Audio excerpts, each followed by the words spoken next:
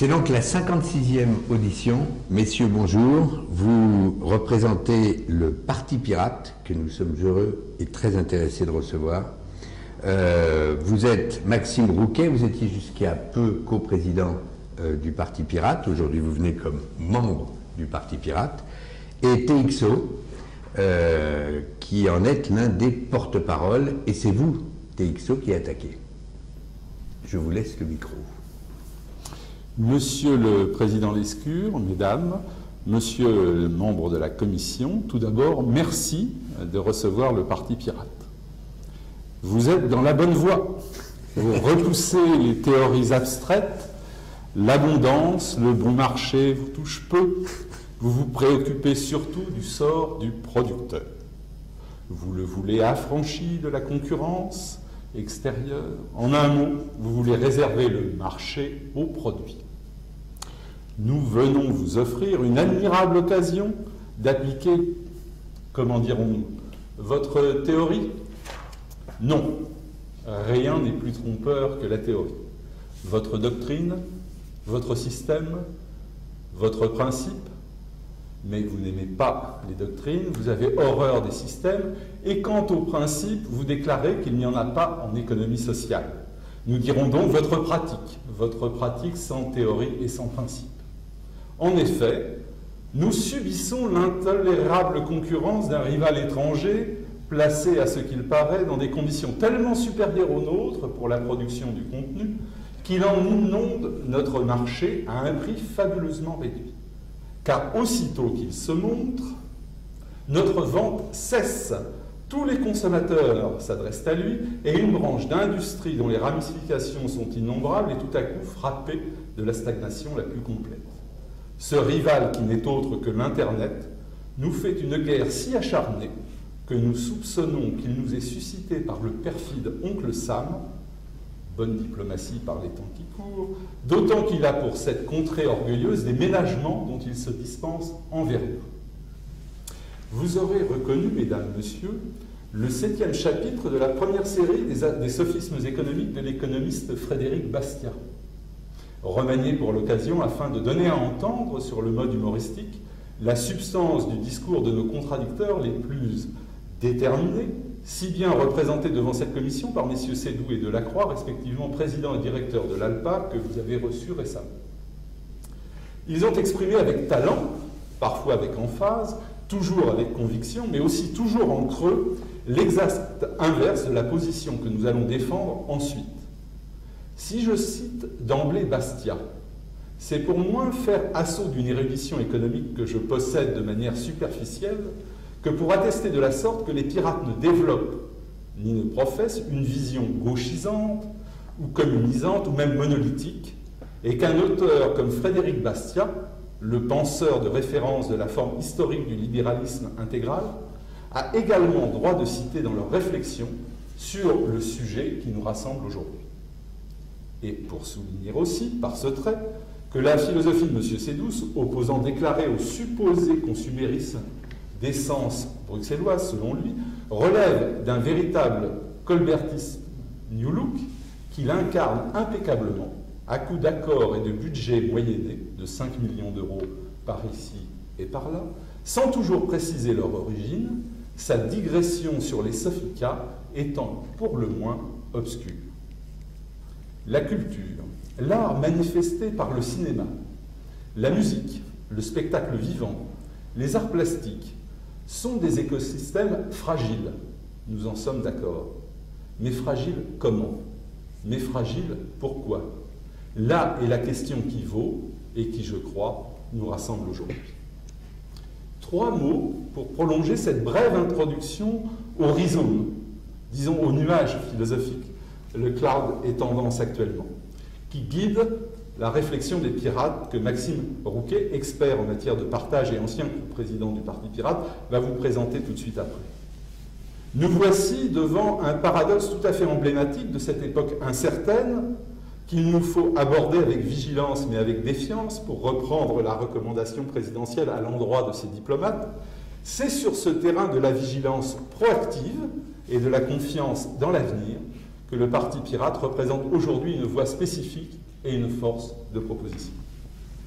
En effet, le capitalisme de marché se heurte à une aporie périlleuse pour lui.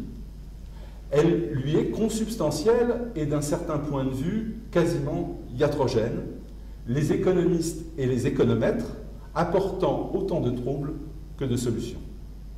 Ainsi, dans la démonstration des producteurs d'œuvres cinématographiques en réponse à la question portant sur les films les plus téléchargés, rien ne permet de déterminer si les longs métrages les plus téléchargés l'ont été avant ou après leur vision au cinéma, ni même si leur supposé piratage n'a pas suscité des vocations de spectateurs de cinéma, substituant alors le cuir mou de leur couch au velours incarnat du siège de la salle obscure. Épineuse question sur laquelle les chiffres corrélés restent muets. Comme un rugbyman, je n'en ai pas la carrure, qui tente la figure du cadrage débordement, je vais examiner un exemple décalé, celui d'un produit qui n'est pas, au sens où le président de la Gaumont l'entend, une œuvre d'art industrielle, quoique la musique ne méconnaisse pas cette spécialité, en évoquant le cas d'un logiciel propriétaire, une fois n'est pas coutume dans la bouche d'un pirate, et pas n'importe lequel parmi ces logiciels, mais celui dont la connaissance est désormais requise, l'un des fameux prérequis, de la part de celui ou celle qui prétend faire carrière dans le tertiaire aujourd'hui. J'ai nommé la suite bureautique Excel et Word. Au début de leur commercialisation, ces logiciels, qui ne faisaient pas encore bloc, étaient piratables, selon l'expression qui fait florès depuis, par simple copie de leur exécutable. Le mécanisme était tellement simple qu'on pouvait parler de distribuabilité tacitement consentie, plus que de piratage. Autrement dit, la DTC étudiée par les marketeurs américains aujourd'hui. Puis, le succès se confirmant, avec l'accroissement de la base logicielle installée, les protections anti-copie ont été renforcées jusqu'à atteindre un degré d'inviolabilité qui correspond à l'acmé de la distribution de ce produit commercial. Nous l'aurons compris, la phase de DTC, distribuabilité tacitement consentie, a représenté une phase du marketing produit et d'un point de vue économique, une phase assez géniale. Qui en parle? Une fois assimilés, les examens des effets de la phase DTC a conduit de nombreux développeurs à proposer des versions dites d'essais gratuites de longue durée, ce qui rejoint la problématique des bêta-testeurs qui ne sont en rien, en réalité, des spécialistes. Puis des versions éducation ou communautaire, gratuites, opposées d'une manière tout à fait formelle aux versions corporate qui, elles, sont payantes. En réalité, on ne paye que l'assistance.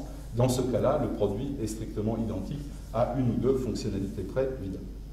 Selon cette dynamique observée pour la distribution de certains logiciels commerciaux ou shareware, il n'est pas exclu d'envisager que, contrairement à l'idée reçue, quoique frappée au coin du bon sens, dont le marketing est l'ennemi juré, lui qui transforme le besoin en désir et inversement, le téléchargement participe de manière notable au succès commercial final du produit. Par parenthèse, le foudroyant Gangnam Style semblerait en attester. Car aujourd'hui, la masse critique de distribuabilité liée à sa visibilité ressentie n'est plus nationale, mais de facto mondiale. Il faut dépasser les 5 millions de vues sur YouTube pour exister. Notons au passage qu'il ne s'agit pas ici d'un effet de l'Internet, mais celui de la globalisation marchande. Or, les produits ne parviennent plus à atteindre cette masse critique de distribuabilité, la MCD, à l'aide de démarches marketing classiques devenues beaucoup trop chères à cette échelle. Le piratage remplit alors un rôle macroéconomique déterminant qui échappe à l'observateur sectoriel, fût-il passionné d'art cinématographique ou lyrique, comme l'est Pascal Nègre. Cet angle d'analyse déplace la question de savoir si l'on raisonne sur la promotion d'un champion national, en l'occurrence en phase avec une ligne néo-colbertiste identifiée, le cinéma français par exemple, que je distinguerai à l'occasion du cinéma d'expression française, qu'il s'agisse de celui des frères Dardenne ou de Ouédraogo, mais de savoir quelle place l'Europe et la France dans l'Europe, que nous espérons plus démocratique, La francophonie, que nous espérons vivante dans un monde multipolaire et partant multilingue, occupera demain dans la production et la distribution globalisée de contenu. Pourquoi ai-je pris comme exemple liminaire celui du logiciel? Parce que j'ai bien entendu M. Seydoux déplorer qu'aujourd'hui, on n'aurait plus besoin de savoir lire. Contrairement à cette assertion, le logiciel incite à lire. Mais il s'agit d'autres langues, pas toujours naturelles. Langage de commande, langage de script, comme Perl, Python, PHP et beaucoup d'autres. Code is poetry, comme le proclame et le programme d'ailleurs, Matt Mullenweg. Alors si M. Seydoux est irremplaçable dans son rôle de producteur du cinéma qu'on aime, en tant qu'épistémologue des médias, ses déclarations souffrent de quelques approximations, d'autant plus quand il déclare de manière parallèle, comme une réciproque aussi fâcheuse que rapide, qu'avant Gutenberg, il n'y avait rien à lire. Il s'agit évidemment d'un raccourci hasardeux. Tous les historiens des médias le savent, qui ont étudié la lente montée en puissance de l'imprimé face aux productions des scriptoriums. La victoire de la galaxie Gutenberg a été assurée non pas tant par le volume produit, mis à la disposition du public, volume très faible au début, au regard du volume manuscrit produit par les congrégations, ou les bas prix proposés, mais bien au contraire par la garantie d'absence de cacographie qui émaillait les versions des copistes. Par opposition, tout le monde connaît la tradition juive concernant les exemplaires manuscrits de la Torah qui doivent être exempts de toute rature pour être réputés valides. Parallèle frappant avec les technologies numériques et les offres dites légales, dont l'avantage est le respect intégral de l'œuvre. Puisque les acteurs quasi-institutionnels de la culture ont pour habitude d'en appeler aux valeurs, les pirates, par notre bouche, feront également appel aux valeurs morales de notre culture, et en particulier à celles de la rigueur intellectuelle qui éclaire utilement le présent, dont une partie non négligeable s'appelle l'Internet. Permettez-moi enfin, ce qui aura sans doute l'apparence d'une digression décalée, d'évoquer, puisque nous sommes ensemble aujourd'hui pour travailler aux valeurs fondatrices de Culture Acte 2, d'évoquer la naissance d'Athéna, partie intégrante de notre substrat culturel gréco-latin, puisque j'ai l'âge d'avoir, comme les écoliers en lettres classiques de mon temps, un peu su d'hébreu, de grec ancien et de latin. Athéna, nous dit le journaliste mythographe Indro Montanelli, est née tout armée du crâne de son père Zeus, qui avait, pour l'accoucher, fait appel à Héphaïstos, fils boiteux de la Vierge Héra et dieu des enfers, des forgerons, et fabriquant des objets magiques, c'est-à-dire cultuels. N'était-ce pas une bizarrerie que de faire naître la déesse de la sagesse et de la victoire militaire des mains du maître des enfers et des sortilèges? N'en a-t-il pas été de même pour Internet, accouché par le maître des enfers modernes qu'est le DARPA, émanation du DOD, le département de la défense américain, dont l'acronyme est un jeu de sonorité entre DAD, le père, et DED, la mort? L'Internet est donc sorti tout armé de son interconnectivité nodale pour résister au conflit nucléaire du crâne des penseurs du DARPA. Mais Internet s'est avéré très vite, comme Athéna, le réceptacle et le vecteur d'une nouvelle sagesse, comparable pour la génération Y, la génération pourquoi ou la Net Generation, à celle dont eurent besoin les Athéniens, littéralement les enfants d'Athéna, pour produire la démocratie, qui reste la matrice de ceux qui défendent aujourd'hui, sur et par le net, l'égalité, la liberté et la fraternité, c'est-à-dire les pirates organisés en partie. L'Internet est une utopie et une uchronie au sens foucaldien du terme. C'est une utopie, mais c'est surtout le lieu d'élaboration d'une sagesse à l'usage des générations futures, laquelle, à l'instar de la novation antique qui s'adressait à la génération suivant celle des titans, s'adresse à celles et ceux qui poursuivront et dépasseront l'œuvre des bâtisseurs monopolistiques à laquelle M. Seydoux, par son parcours et ses brillants palmarès, appartient de facto.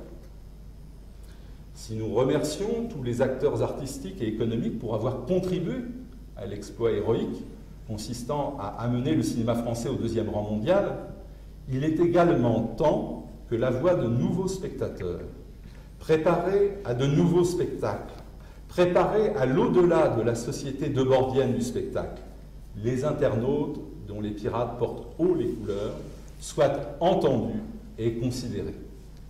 C'est la raison de la présence de Maxime Rouquet et de moi-même aujourd'hui, au nom du Parti Pirate, devant votre commission. Un dernier mot cependant. Qu'il soit dans la tradition de l'hospitalité de se conformer aux pratiques de ses hôtes, et nous avons, Maxime et moi, signé sans restriction mentale la cession des droits audiovisuels sur l'enregistrement de cet entretien.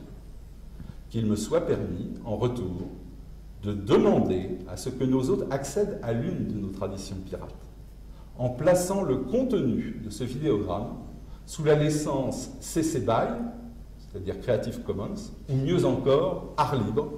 C'est la demande que j'adresse aux juristes de l'équipe gestionnaire du contenu enregistré à l'occasion du passage des représentants du Parti Pirate devant la Commission. Je passe maintenant la parole, si vous me le permettez, à Maxime Rouquet, que je vous ai très brièvement présenté, et qui développera les aspects techniques de la position pirate concernant la gratuité du partage, dans sa granularité fine, avant d'en venir aux questions que ce dernier ne manquera pas de susciter. Merci. Merci à vous. Merci. Et avant d'écouter Maxime, j'ai consulté la juriste et nous accédons bien volontiers à votre requête. Merci pour cette première victoire. Merci. Moi, je vous prie par avance de m'excuser. J'ai un style beaucoup moins lyrique que mon collègue, donc je serai un peu plus cartésien, on va dire. Le Parti Pirate a développé un certain nombre de positions qui vont radicalement à l'opposé de beaucoup de décisions politiques qui ont été prises ces dernières années. L'une des principale position, la plus connue, celle qui est la plus évoquée par notre nom de Parti Pirate, c'est la demande de légaliser le partage. La légalisation du partage, nous la proposons hors but lucratif et entre citoyens, c'est-à-dire à partir du moment où on échange une œuvre sans intermédiaire, sans intérêt commercial et directement entre citoyens, nous considérons que ça devrait être légalisé. Pourquoi cette position-là? Parce que quand on observe toutes les études indépendantes qui analysent les effets du partage, on constate que le partage ne nuit pas à l'économie de la culture. Plus les internautes ou les citoyens partagent, y compris hors but lucratif, y compris sans intermédiaire, plus ils vont dépenser dans le circuit commercial et donc rapporter à l'industrie culturelle. Donc le partage, la Hadopi elle-même a fait un rapport au Midem en 2010 où elle reconnaissait que ceux qui partagent le plus sont aussi ceux qui dépensent le plus. Et les études indépendantes menées par des pays comme la Suisse ou les États-Unis, la Suisse a commandité une étude fin 2011 pour savoir si elle devait renforcer sa législation contre le partage. Et cette étude a amené comme conclusion que le partage a un effet globalement positif. On voit bien en France que même si la distribution de la culture évolue, l'effet global sur l'économie est plutôt positif. Si on regarde les chiffres d'entrée des sociétés de perception comme la SACEM et toute la galaxie des sociétés de gestion collective, les revenus croissent d'année en année. Si l'on écoute le discours des industries culturelles qui insistent beaucoup sur la baisse de chiffre d'affaires, ça n'empêche pas dans un certain nombre de cas d'avoir une augmentation des revenus, des bénéfices. Et la baisse de chiffre d'affaires est liée à une crise qui est la crise du disque, la crise d'un support qui est en fin de vie.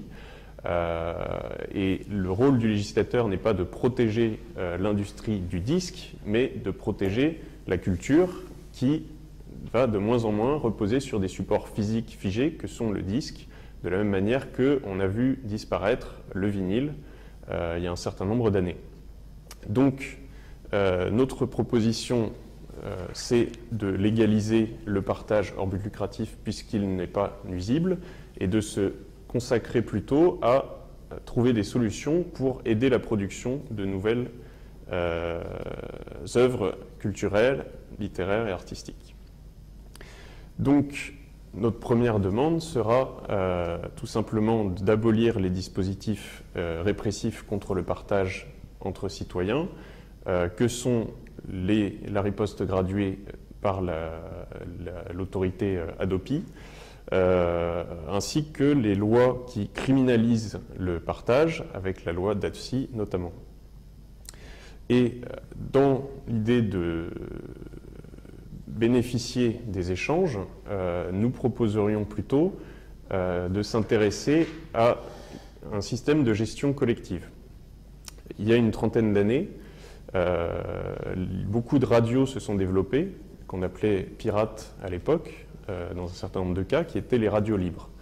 Ces radios diffusaient des œuvres en violation du droit d'auteur de l'époque, et un combat s'est lancé, qui rappelle par certains aspects le combat actuel des tenants du partage contre l'industrie en place du droit d'auteur.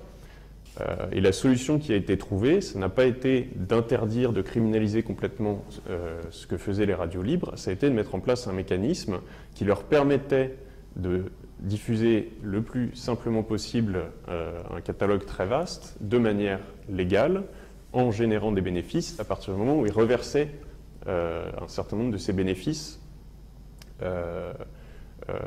aux auteurs, aux artistes et aux différents intermédiaires qui avaient aidé à produire l'œuvre.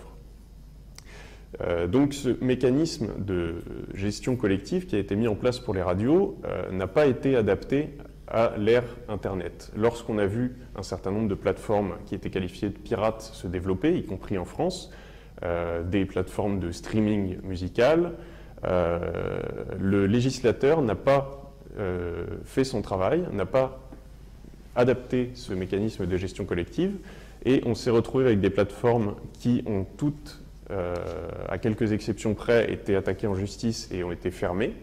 Et les seules plateformes qui ont pu subsister sont les très rares qui ont signé des accords avec les grandes majors, des accords qui leur imposent des avances sur recettes très importantes, qui leur imposent de reverser une part très importante de leurs revenus.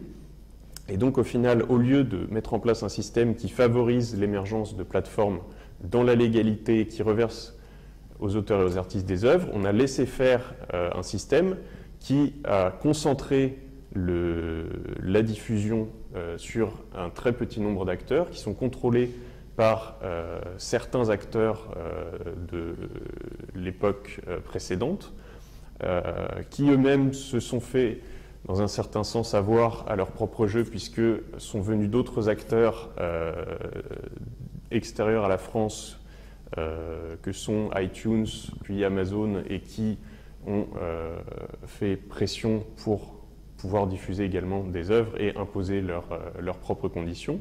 Et en fait, le fait que le législateur n'ait pas adapté un certain nombre de systèmes fait que aujourd'hui, quelqu'un qui voudrait lancer une plateforme tout à fait légale qui diffuserait des œuvres de la même manière qu'on peut lancer une radio en France, on ne peut pas le faire au niveau d'Internet. Donc ça, c'est quelque chose auquel il faut réfléchir. Nous avons une proposition à faire à ce sujet-là qui demande bien sûr d'être affinée, mais l'une des principales raisons pour lesquelles nous sommes ici et nous vous demandons de réfléchir, c'est que vous avez invité un certain nombre d'acteurs existants, des acteurs de l'ancien système, des acteurs du nouveau système, mais vous n'avez peut-être pas reçu des acteurs qui n'existent pas parce que le système ne leur permet pas de se lancer. Et ça, nous, en tant que Parti Pirate, on a pu en croiser un certain nombre, des gens qui nous disent « j'ai envie de lancer une plateforme qui va distribuer des œuvres, j'ai envie de reverser, bien sûr, une partie des bénéfices aux auteurs et aux artistes, mais le système actuel est verrouillé, très fermé, et empêche beaucoup d'initiatives. » Donc une des solutions qui permettrait d'obtenir ça, ce serait un système de gestion collective, un système d'ouverture de l'accès au catalogue. Et là-dessus, nous souhaiterions que soit étendu un mécanisme de gestion collective qui resterait bien sûr optionnel mais qui serait simple à accéder pour les auteurs, les artistes, et qu'un système de gestion collective existe au niveau d'Internet. Pour que les plateformes de streaming n'aient pas à payer d'avance sur recette, puisqu'on ne peut pas lancer de plateforme de streaming sans payer une avance sur recette considérable, et pour qu'elles n'aient pas à signer des contrats où les quelques majors qui ont énormément de droits exigent des parts trop importantes des revenus. Donc, si on avait un système comme ceci, nous sommes persuadés qu'il y aurait plus de plateformes qui se lanceraient, y compris sur des domaines qui sont où actuellement des utilisateurs peut-être n'utilisent pas les plateformes existantes pour des raisons technologiques, de limitation ou autres. Si on ouvrait ce système-là, la concurrence ferait que plus de personnes iraient consulter des œuvres, et avec un système qui ne bloque pas à l'entrée les plateformes, mais demande simplement un retour sur les revenus générés par les plateformes. N'importe quelle plateforme, naturellement commerciale, veut faire des revenus élevés, donc va générer des revenus intéressants pour les artistes. Ce système de gestion collective, on ne veut pas simplement adapter le système existant à l'ère d'Internet. Le système en place, nous regrettons qu'il soit essentiellement confié à des sociétés privées. La SACEM et la vingtaine d'autres sociétés qui gèrent la perception et la répartition des droits sont des sociétés privées, ont un fonctionnement extrêmement opaque. On ne sait pas exactement comment sont répartis les fonds qui sont collectés. Ce fonctionnement, il a été dénoncé par la Cour des comptes, avec une première mise en garde en 2010 sur les salaires très élevés de la plupart des dirigeants, qui sont bien au-delà des plafonds que l'on peut observer dans la fonction publique, alors que la perception et la répartition des droits nous semblent assimilables à une mission de service public. Donc c'est assez gênant d'avoir des responsables politiques à qui l'État confie le rôle de percevoir et de répartir les droits des auteurs et des artistes, être rémunérés de manière très importante. Et surtout, l'année suivante, la Cour des comptes a alerté sur l'opacité d'un système qui, afin de répondre à un certain nombre d'exigences, peut passer par plusieurs sociétés différentes et avec un certain nombre de frais de fonctionnement pour chacune des sociétés. Donc, ce système global est opaque et nous semble peu efficace. Nous pensons que le ministère de la Culture devrait reprendre la main sur la gestion collective, soit reprendre carrément la main en mettant en place un système qui soit géré directement par le public, ou en tout cas en mettant en place plus de contrôle. Et à ce titre, l'Union européenne est en train de préparer une révision, une directive au sujet de la transparence du fonctionnement des sociétés de gestion collective. Donc une des recommandations de la mission Lescure que vous allez rédiger pourrait être tout simplement d'inciter la France à coopérer avec cette directive européenne et à insister pour mettre plus de transparence dans le fonctionnement des sociétés de gestion collective. Est-ce qu'à cet égard, on peut citer le dernier rapport de l'Inspection générale des finances qui a très clairement détaillé le problème, qui est un problème plus général quant à ce qu'ils appellent, c'est eux qui le disent, la balkanisation de l'État, entre un certain nombre de formes qui sont très complexes à appréhender, et notamment au travers de ces 27, puisque je crois qu'il en existe 27 de répertoriés, sociétés de gestion des droits collectifs, dont effectivement la transparence, même si elle a été améliorée, reste sujette à beaucoup d'interrogations. Sans rentrer dans un cas personnel, il se trouve que mon métier est d'être artiste, et qu'à ce titre, je suis donc sociétaire de l'ADAGP, au conseil d'administration duquel j'ai participé et auquel j'ai posé des questions écrites suivant la 807e question écrite posée au Parlement par le député des Vosges concernant la gestion, en fait, des sociétés de gestion collective des droits. Et à toutes les questions concernant notamment la démocratie interne de la DAGP, qui est massivement minée par une représentation des votants par le biais de mandats qui peuvent être cumulatifs à concurrence de 3 ou 4 000 mandats pour un seul votant, exclut de facto toute espèce de, si on peut dire, discussion démocratique. J'ai proposé une motion fort modeste, évidemment en dévoilant ce que je suis, c'est-à-dire un pirate, donc j'ai effrayé l'assistance, qui était, pour l'essentiel, composée d'ayants droit, parfois de la deuxième génération. C'est-à-dire que 70 ans après le décès de l'auteur d'une œuvre d'art plastique, puisqu'il s'agit d'art plastique, vous avez non pas affaire aux veuves, aux enfants, mais vous avez affaire parfois aux petits-enfants, qui évidemment ne voient plus que le côté patrimonial et sont totalement paralysés à l'idée d'introduire une quelconque novation dans la gestion des droits. Voilà la situation vécue de l'intérieur, là par un membre tout à fait anonyme d'une société de gestion. Donc en postulant évidemment de manière presque humoristique au conseil d'administration, j'ai voulu faire entendre, de façon à la fois orale mais aussi écrite, des questions formelles sur l'état de la démocratie interne à l'intérieur de ces sociétés de gestion.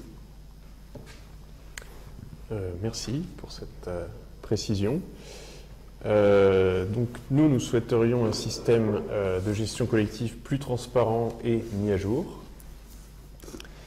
Et pour rebondir un petit peu sur toute cette réflexion jusque-là, en fait, le système actuel est très orienté sur, que ce soit la gestion collective ou un certain nombre de propositions qui peuvent être faites pour améliorer le financement de la production culturelle. On retrouve très souvent des propositions qui reviennent à compenser le partage. Donc on part du principe que plus une œuvre sera partagée hors but lucratif, plus ça ferait un manque à gagner, ce qui est faux. Mais avec un raisonnement comme ça, on aboutit à des propositions comme la proposition de licence globale. Alors le Parti pirate est opposé au principe de licence globale. Ça nous semble quand même une réflexion plus positive que le cas actuel qui est la criminalisation pure et simple du partage. Mais nous sommes opposés à la licence globale pour deux raisons. La première raison, je l'ai déjà exposée, c'est que le partage hors but lucratif a un effet globalement positif, donc il n'est pas nécessaire de compenser un acte qui est positif, et aussi parce que la licence globale aurait un certain nombre de défauts. L'un de ces défauts principaux, c'est que la licence globale, de même que la gestion collective, rémunère des artistes, des auteurs qui ont déjà réussi. Ils sont déjà diffusés, ils ont déjà produit leur œuvre, et avec un système de licence globale, avec un système de gestion collective, on rémunère un certain nombre d'auteurs et d'artistes, mais ce sont uniquement ceux qui ont réussi à être distribués. Et l'énorme manque du financement de la culture à l'heure actuelle, c'est le financement en amont pour produire l'œuvre qui sera diffusée. Et là, le législateur laisse à l'heure actuelle un certain nombre d'auteurs et d'artistes très démunis, puisque pour produire une œuvre cinématographique, on est quasiment obligé en France d'aller voir Canal+. Pour produire une œuvre musicale, ce qui est un budget beaucoup plus faible, ça reste quand même un budget assez important. Pour enregistrer un disque, il faut compter dans les 30 000 € pour avoir un enregistrement correct. Donc il y a un certain nombre de barrières qui sont tout simplement des barrières à l'entrée et qui font que la plupart des auteurs et des artistes doivent aller voir un producteur qui va évidemment leur faire signer un contrat où c'est le producteur qui va empocher la majorité des gains. Et nous pensons qu'avec l'évolution d'Internet, avec l'émergence de beaucoup de systèmes de crowdfunding par exemple, de financement communautaire. On pourrait non pas entièrement supprimer ce système de financement privé, mais en tout cas permettre beaucoup plus d'initiatives de financement par le public. Et ça, on a vis-à-vis de ce système-là un blocage qui est un blocage du fait qu'on ne peut pas entrer avec du financement communautaire dans le système de distribution dans les radios, distribution à la télévision ou autre, tout simplement, ou dans les cinémas, tout simplement parce que les sociétés de gestion collective refusent qu'on diffuse une œuvre sous une licence dite libre, trop restrictive, et qu'un certain nombre d'ayants droit vont protéger au maximum l'emprise qu'ils peuvent avoir sur la distribution. Donc il faut absolument avoir une réflexion de fond sur la distribution, sur la production culturelle, et si on doit apporter des fonds publics à un endroit, que ce soit par l'intermédiaire d'une taxe ou autre, il faudrait concentrer l'apport de ces fonds en amont pour aider le financement de production, plutôt qu'essayer de compenser un partage qui n'arrive qu'une fois que l'auteur a réussi. Donc, ceci me ramène à un sujet un peu plus terre-à-terre. Ce sujet, ça va être par exemple la redevance copie privée. La redevance copie privée, c'est un mécanisme qui a été mis en place à l'origine pour compenser encore quelque chose qui n'a pas besoin d'être compensé, c'est-à-dire le fait d'être propriétaire, d'avoir acquis une copie d'une œuvre et de vouloir en réaliser une autre copie pour l'écouter sur un autre support. La redevance copie privée part du principe que le fait de copier cette œuvre et de ne pas racheter sur un nouveau support crée un manque à gagner pour les auteurs, et on a mis en place cette redevance pour compenser ce manque. Et petit à petit, cette redevance a été défendue par un certain nombre d'artistes et d'auteurs, tout simplement parce qu'une fraction de cette redevance est investie justement dans l'aide à la production littéraire et artistique. Donc nous sommes opposés au concept de redevance copie privée pour deux raisons. La première, c'est tout simplement qu'il n'y a pas de raison de vouloir compenser la copie privée. Et la deuxième, c'est parce que la copie privée est bloquée par la loi à l'heure actuelle, avec la loi DATSI qui a mis en place et légiféré les mesures techniques de protection qui font qu'on peut acquérir une œuvre qu'on ne pourra pas techniquement mettre sur un autre support, et donc on nous fait payer une redevance pour un droit qu'on nous a enlevé par la loi à côté. Donc le mécanisme de redevance copie privée, nous y sommes opposés sur le principe. Néanmoins, s'il doit y avoir une perception quelconque ou en tout cas une distribution de fonds de la part du ministère de la Culture, nous pensons que ces fonds devraient être investis, et c'est le cas d'une fraction à l'heure actuelle seulement, ces fonds devraient être investis essentiellement sur la production de nouvelles œuvres. Sur ce problème spécifique de la copie privée, les inspecteurs généraux des finances ont relevé par ailleurs un problème récurrent de gestion de la trésorerie dans les sociétés de gestion collective, trésorerie gonflée très au-delà de ce que l'allocation budgétaire demande pour la saine gestion des SACD. Et à telle enseigne, on a assisté, et c'est pour ça que je me permets d'en parler au niveau de la copie privée, à des non-affectations de sommes qui étaient théoriquement destinées à être investies dans l'aide à la production. Et il faut savoir qu'il y a un pourcentage qui est statutairement réservé à ces aides et que des fois, alors c'est tout à fait surprenant, ces sommes ne trouvent pas d'emploi, tout simplement. C'est-à-dire qu'il y a en fait plusieurs dizaines de millions d'euros qui traînent en France dans les 27 sociétés de gestion collective au titre de l'aide à la production qui ne trouvent des emplois de raccro en fin d'exercice comptable à l'occasion de fêtes diverses et variées uniquement pour épuiser le budget comme on le faisait dans l'armée avant en faisant tourner les avions sur les bases militaires. Voilà la situation dans laquelle on se trouve et qui a été notée, évidemment pas par nous-mêmes, mais par de hauts fonctionnaires qui ont toutes les compétences requises pour, si on peut dire, examiner les comptes de ces sociétés. Pour parler de gaspillage, justement, donc, nous pensons que la riposte graduée et un certain nombre de dispositifs pour traquer le partage ne sont pas nécessaires. Et nous pensons qu'un certain nombre des millions d'euros qui sont attribués, alloués par le ministère de la Culture à ces missions répressives seraient beaucoup plus intéressants à utiliser pour aider directement la production artistique.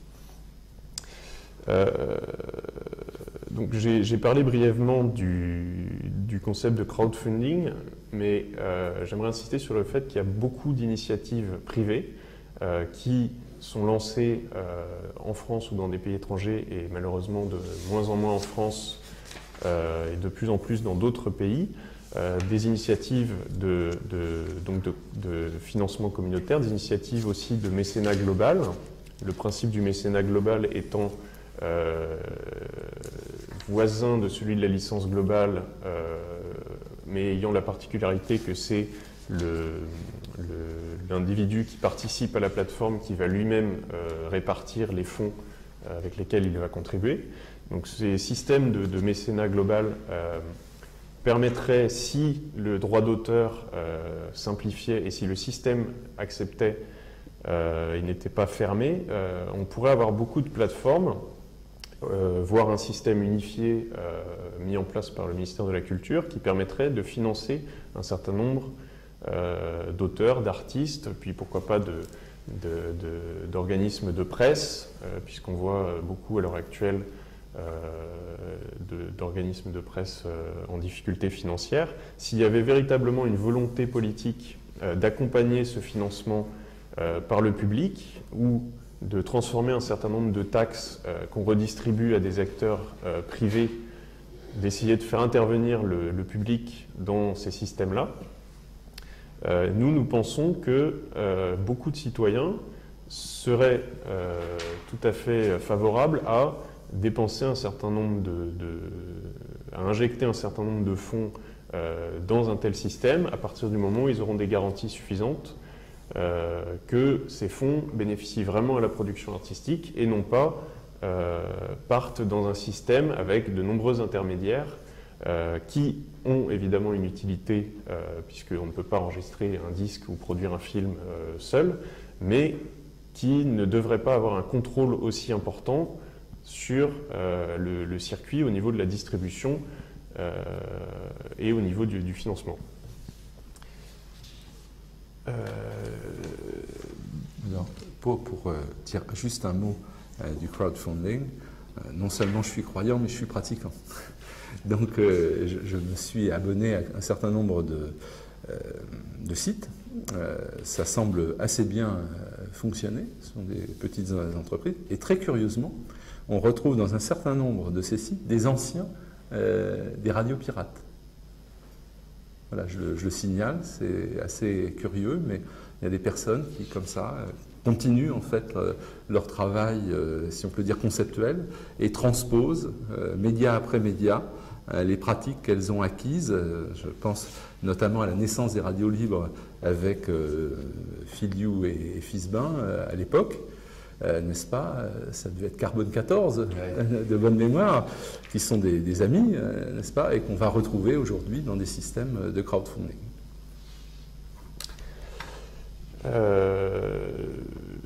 J'aimerais aborder pour terminer un point qui est très important mais qui n'est que trop rarement mis en avant, c'est le principe de domaine public.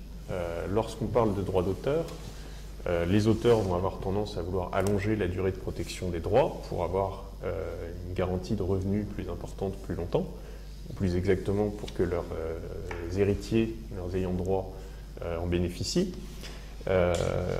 Et nous aimerions vraiment mettre en avant le fait que le domaine public est aussi important et qu'allonger la durée du droit d'auteur indéfiniment, comme c'est le cas depuis un certain nombre d'années, a un effet au contraire négatif.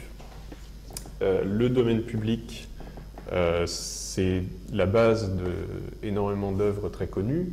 Si on prend des sociétés qui ont très bien réussi, comme Disney, qui est un des grands emblèmes de l'allongement du droit d'auteur aujourd'hui, puisque on protège régulièrement suffisamment longtemps pour éviter que Mickey et d'autres personnages tombent dans le domaine public. L'essentiel des productions de Disney s'est fait en reprenant des œuvres du domaine public, que sont les contes Cendrillon, La Belle au bois dormant, etc. Et ce sont donc des adaptations d'œuvres qui étaient tombées dans le domaine public et que Disney a pu reprendre. Et en protégeant de manière excessivement longue les productions littéraires et artistiques, on prive la société civile d'un certain nombre de possibilités de reprendre, d'améliorer ces œuvres du domaine public. Donc, le domaine public, il faut absolument prendre en compte, évidemment, les ayants droit, eux, vont avoir intérêt de manière financière à faire allonger le droit d'auteur. Nous considérons au contraire qu'il faudrait réduire la durée du droit d'auteur de manière assez sensible, toujours également dans la même réflexion, c'est-à-dire ne pas compenser des échanges, ne pas rémunérer des artistes ou des héritiers d'artistes qui ont déjà réussi, mais concentrer l'action politique sur l'accompagnement d'artistes qui ont besoin d'aide pour produire des œuvres.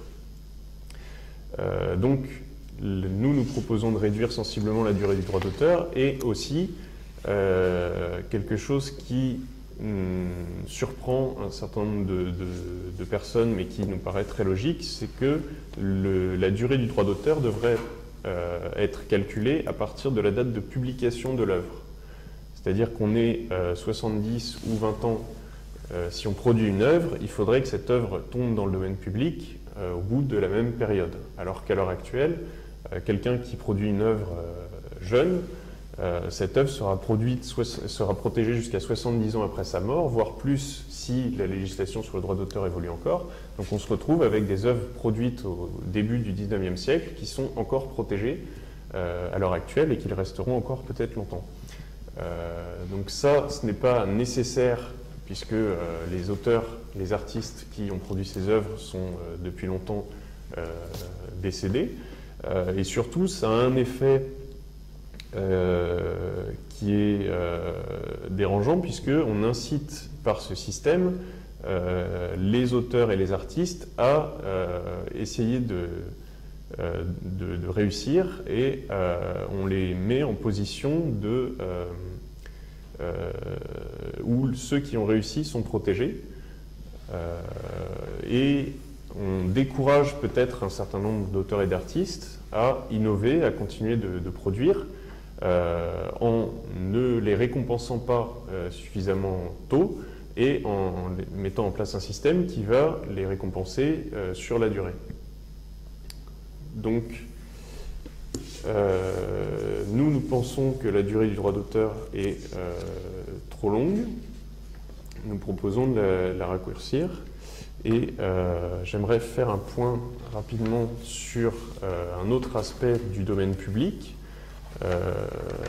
Un certain nombre de productions qui ne sont pas des œuvres, mais qui sont des productions, on va dire, d'utilité publique, peuvent être couvertes par le droit d'auteur et donc monnayées auprès du public, voire interdites d'utilisation auprès du public.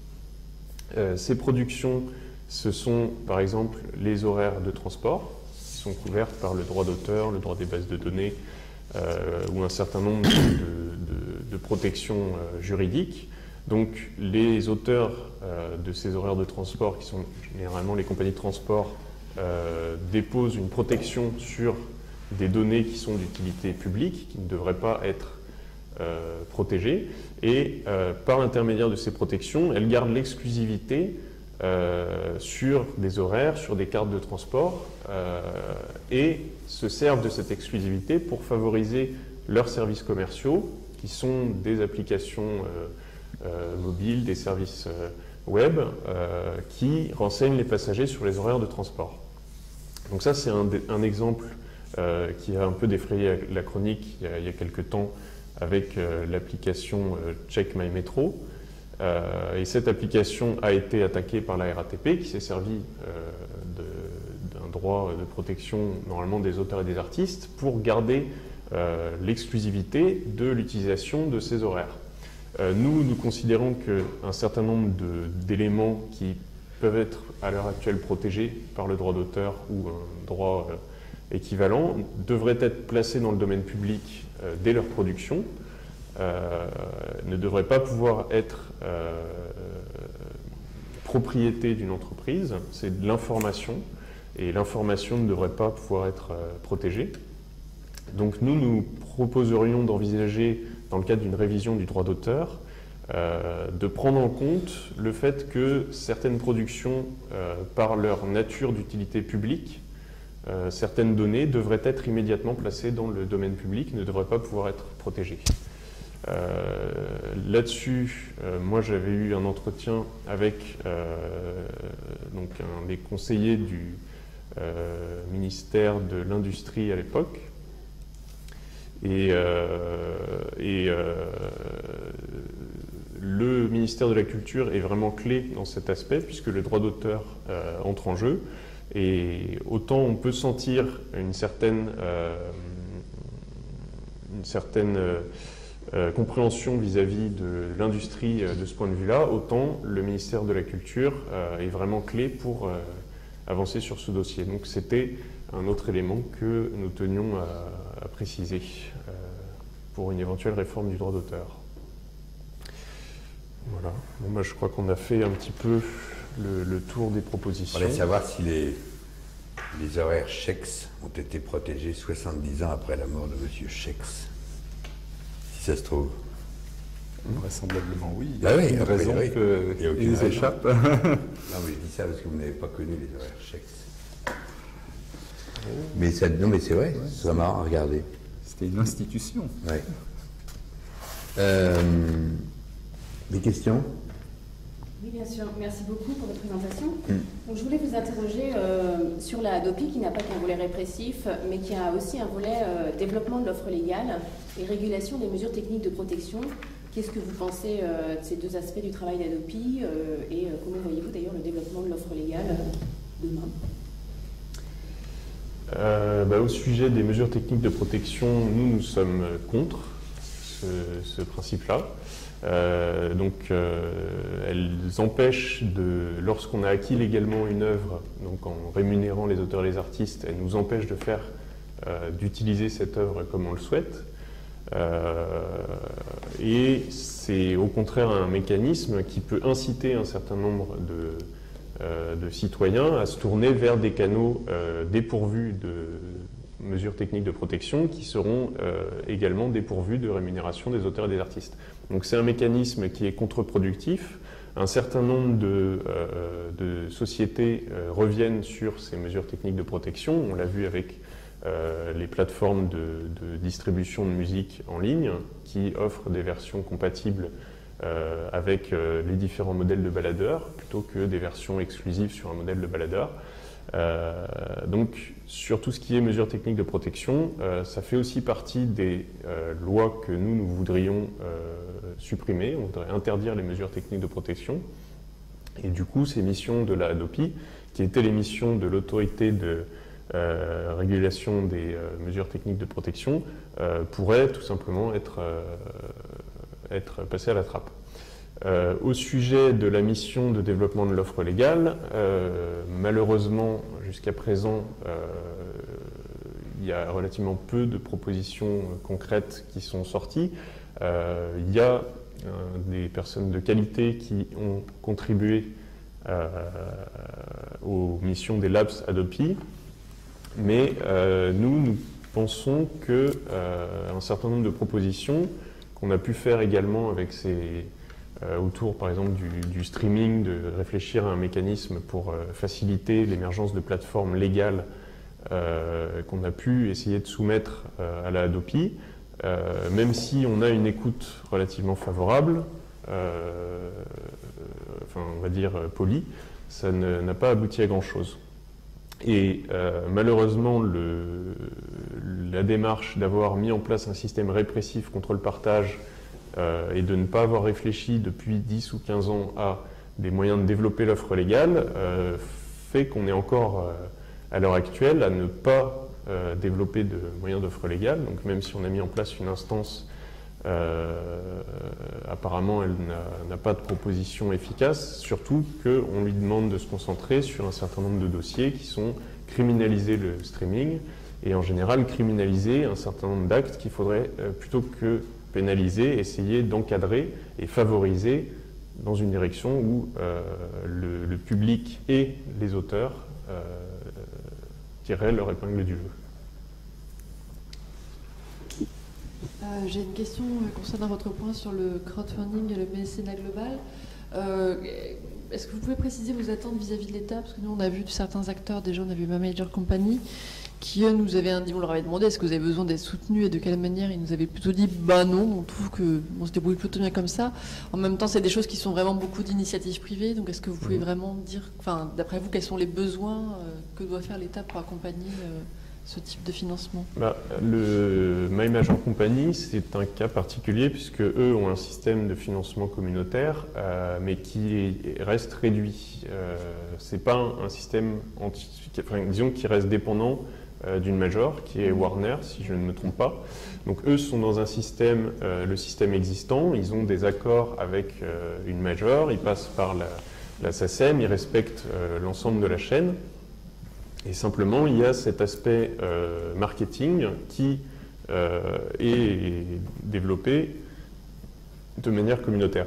Donc, c'est une expérience qui va dans le bon sens, et en même temps, c'est pas un modèle indépendant du système actuel, c'est un modèle qui rentre dans le jeu, et sur les revenus des artistes de My Major Company, l'essentiel de ces revenus va à Warner, qui a servi d'intermédiaire. Nous, on souhaiterait qu'il soit possible de lancer des mécanismes similaires, mais qui ne reposent pas sur un intermédiaire existant, ou en tout cas qu'il puisse y avoir plus facilement un certain nombre d'intermédiaires plus modestes.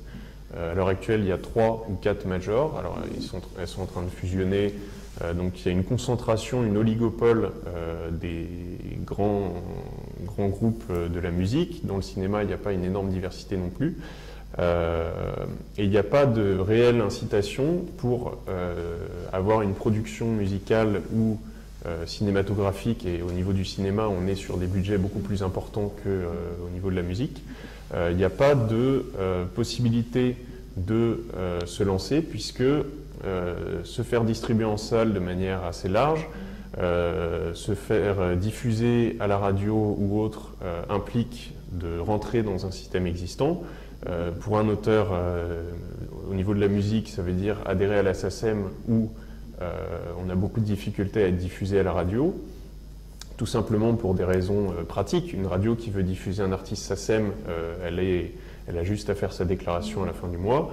Une radio qui veut diffuser un artiste indépendant, qui n'a pas adhéré à la SACEM, c'est beaucoup plus compliqué pour la radio, ça veut dire un certain nombre de démarches, et du coup, beaucoup d'entre elles ne feront pas ces démarches. Donc c'est cette idée-là de concentration de certains aspects, la gestion collective sur quelques sociétés privées qui, derrière, imposent un certain nombre de restrictions. Alors la SACEM récemment a autorisé la diffusion des œuvres sous une licence Creative Commons by NCND, c'est-à-dire une licence qui permet le partage hors but lucratif, mais interdit la diffusion commerciale et les remixes. Donc ça, c'est une expérience, c'est une avancée positive. Nous, on était, là encore, comme la licence globale, c'est bien d'avancer dans la bonne direction. Et en même temps, on ne va pas au bout de la démarche, et un artiste qui, lui, veut pouvoir mettre sa musique sur son site internet, dire aux gens de faire des remixes s'ils ont envie ou autre, on reste bloqué.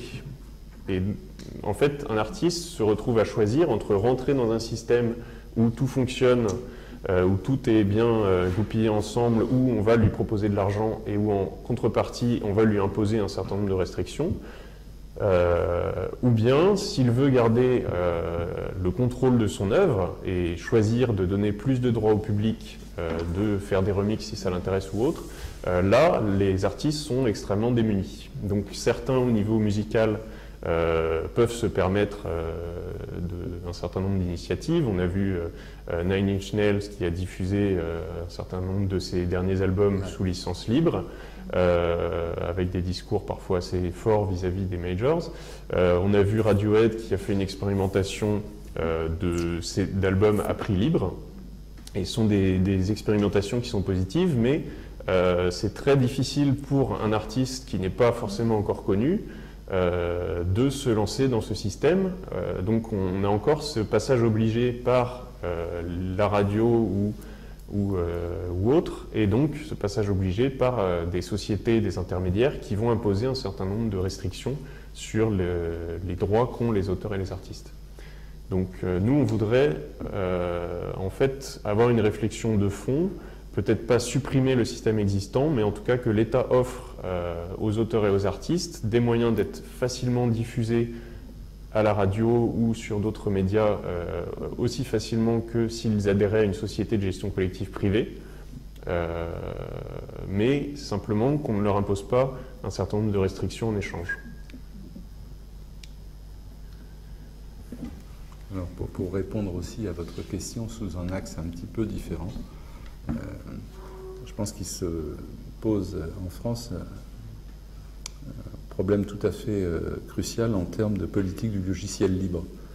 Et si le ministère de la Culture peut avoir une action positive, c'est celle de contribuer avec les autres ministères de tutelle, c'est de contribuer au développement d'une véritable grande politique du logiciel libre en France, qui sera aussi un des moyens de donner aux personnes qui souhaitent développer des initiatives de streaming, de crowdfunding, les moyens techniques de le faire.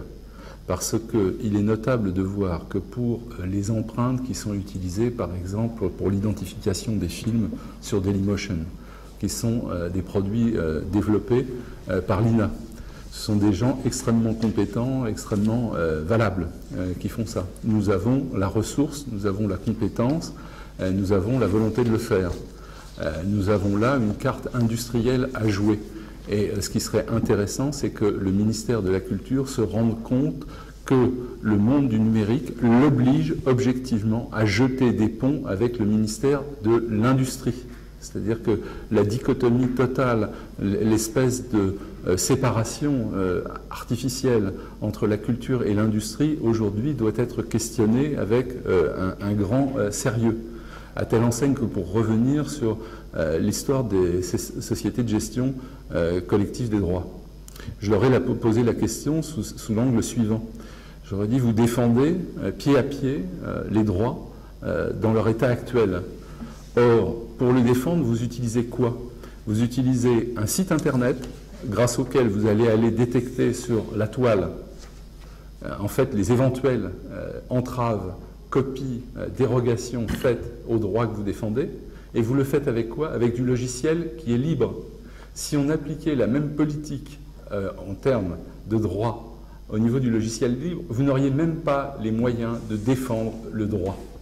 Donc il y a un moment, il faut que ces personnes-là se parlent, collaborent, se mettent autour d'une table et se disent finalement le logiciel libre nous apporte des choses, notamment la liberté de l'utiliser tout à fait librement pour pouvoir justement défendre nos droits. Est-ce qu'à ce niveau-là, les personnes qui défendent les droits ne doivent pas lâcher un petit quelque chose en contrepartie?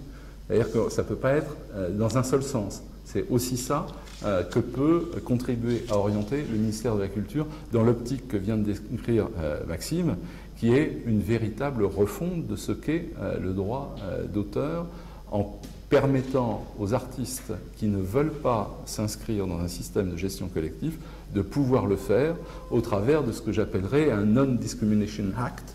C'est-à-dire qu'il ne doit pas y avoir à l'entrée de la diffusion une discrimination entre les personnes qui sont inscrites dans un système existant comme celui de la SACD, de la DAGP, de la SACEM, de ce que vous voulez, de la SDRM, enfin le nombre est pléthorique, et la personne qui choisit finalement de gérer ses affaires en bon père de famille en direct. Voilà. Ça serait déjà une grande avancée.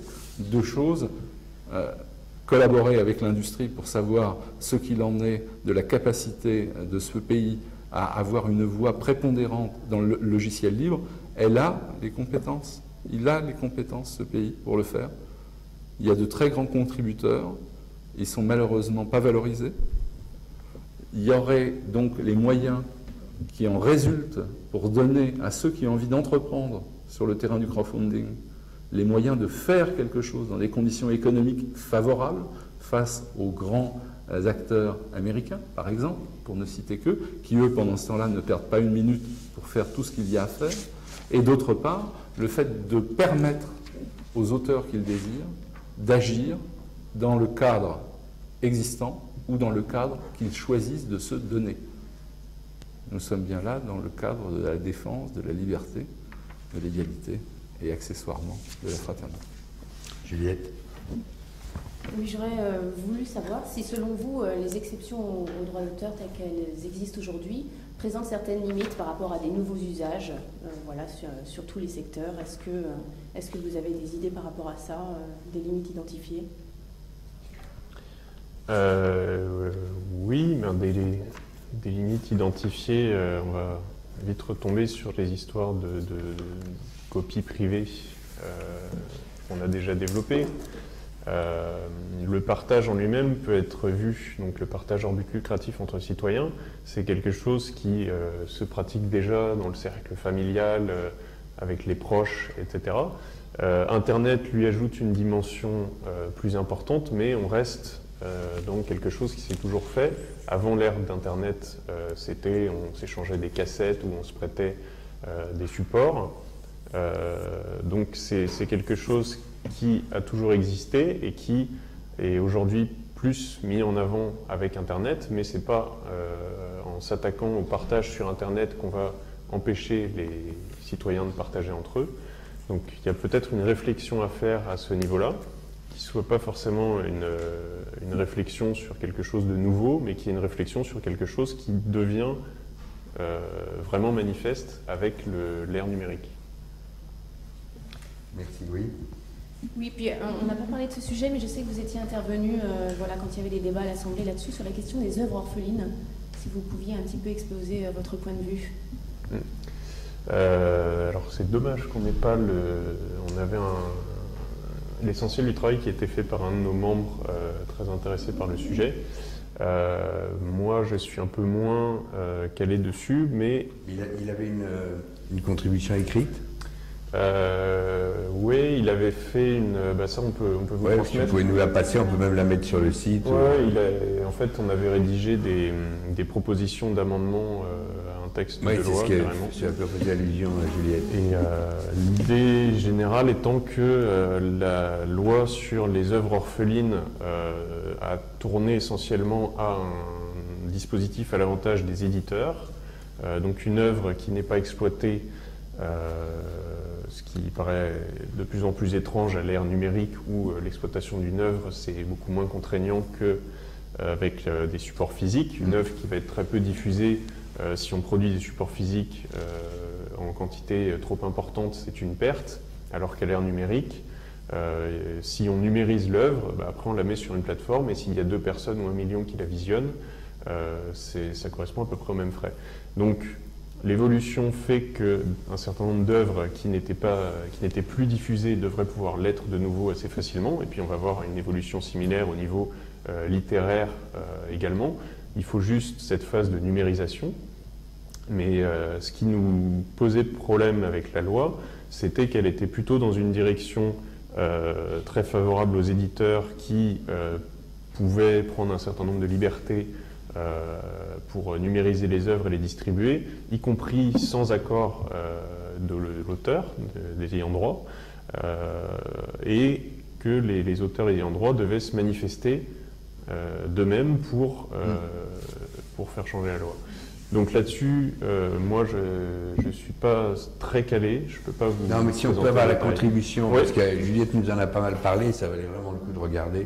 Donc si on peut la voir, et puis on la mettra aussi sur le collé à votre présentation. Merci en tout cas, parce que c'est non seulement c'est original, c'est un point de vue qui va à l'encontre d'un certain nombre, mais qui est cohérent. Donc c'est vachement bien structuré. Et je pense d'ailleurs qu'au-delà de la synthèse qu'on fera, ça vaut le coup